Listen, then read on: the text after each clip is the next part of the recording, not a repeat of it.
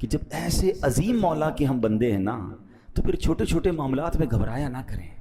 ہاں ہمارے لیے بعض اوقات معاملہ بڑا ہوتا ہے، میرے رب کے لیے کچھ بھی نہیں ہے. ہاں کیوں کر نہ میرے کام بنے غیب سے حسن، کیوں کر نہ میرے کام بنے غیب سے حسن، بندہ بھی ہوں تو کیسے بڑے کارساز کا.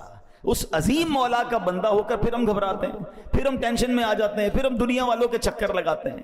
زندگی کا ایک اصول بنا لیں، اپنے کام سپرد کریں اپنے رب کے. پرابلم میں آ گئے کہ اللہ مالک ہے، وہ اللہ ہے ہی، جب مالک ہی وہی ہے، کریم بھی وہی ہے، خالق وہی ہے، اس پوری کائنات کو چلا رہا ہے، تو میرے پرابلمز اس کے لیے کچھ بھی نہیں ہے. بس پرابلم یہ کہ میرا اس سے کنیکشن لوز ہو جاتا ہے، میرا رابطہ کم ہو جاتا ہے، میرا بھروسہ ہل جاتا ہے، یقین شیک ہو جاتا ہے. اب یقین کریں جس کا رب پر بھروسہ مضبوط ہو جائے نا، اس کے کام کیسے غیب سے بنتے ہیں. کچھ لوگ پریشانی میں ہوں گے، قرضے میں ہوں گے، کسی ڈیفیکلٹی میں ہوں گے، گھبرا جاتے ہیں اور جناب بڑے پریشان ہو جاتے ہیں، ڈپریشن میں چلے جاتے ہیں. اب 2-3 باتیں سنیے گا. جو اللہ پر بھروسہ رکھتے ہیں نا، اللہ سے مدد مانگتے ہیں، دیکھو ان کے کام کیسے بنتے ہیں. خادم رسول حضرت انس بن مالک رضی اللہ عنہ فرماتے ہیں، نبی پاک علیہ الصلوۃ والسلام نے فرمایا ایک صحابی بہت متقی اور پرہیزگار تھے، تجارت کیا کرتے تھے، ایک ملک سے دوسرے ملک مال لے جاتے تھے، دوسرے ملک سے مال لے کر آتے تھے. دوران تجارت سفر پر روانہ ہوئے تو ایک جنگل سے جانا گزر ہوا، تو ایک شخص آیا، اس نے جنگی لباس پہنا ہوا تھا، ہاتھ میں تلوار تھی، اور آپ کا سارا سامان لے لیا تجارت کا اور کہا قتل ہونے کے لیے تیار ہو جاؤ. یہ سن کر صحابی نے کہا کہ مال تم نے لے لیا ہے، سارا مال لے لو، مجھے قتل کیوں کر رہے ہو، مجھے جانے دو. تو کہا میں تمہیں مال بھی تمہارا لوں گا اور تمہیں قتل بھی کر دوں گا. وہ جو شخص تھا، ڈاکو جو تھا، وہ بڑا ظالم تھا.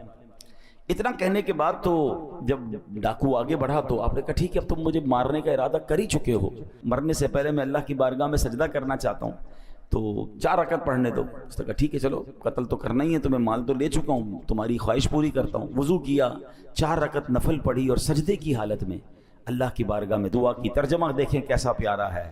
اے ودود، اے عرش مجید کے مالک، اے وہ کہ ہمیشہ جو چاہے کرنے والا ہے، تیری عزت جس کی کوئی انتہا نہیں، میں تجھے تیری اسی عزت کا واسطہ دیتا ہوں. اے ایسی بادشاہت کے مالک جس پر کوئی دباؤ نہیں ڈال سکتا، وہ نور جس سے تیرا عرش روشن ہے، میں تجھے اسی نور کا واسطہ دیتا ہوں. اے میرے پروردگار مجھے اس ڈاکو کے شر سے محفوظ فرما. اے مدد کرنے والے میری مدد فرما، اے مدد کرنے والے میری مدد فرما، اے مدد کرنے والے میری مدد فرما. صحابی رسول نے گر گڑا کر 3 بار یہ دعا پڑھی. ابھی دعا سے فارغ نہ ہوئے تھے، اچانک ایک گھڑ سوار آئے، ان کے ہاتھ میں بھی تلوار ہے. اس ڈاکو کا کام تمام کیا، اس کو جناب مار کر اب وہ واپس جانے لگے. تو اب جب وہ گھڑ سوار جو آئے تھے، صحابی رسول کہتے ہیں آپ کون ہیں، اس جنگل میں کہاں سے آ گئے، میری مدد کیسے کیا آپ نے؟ اللہ اکبر. گھڑ سوار کہتے ہیں میں اللہ کے فرشتوں میں سے ایک فرشتہ ہوں، 4تھے آسمان سے آپ کی مدد کے لیے آیا ہوں.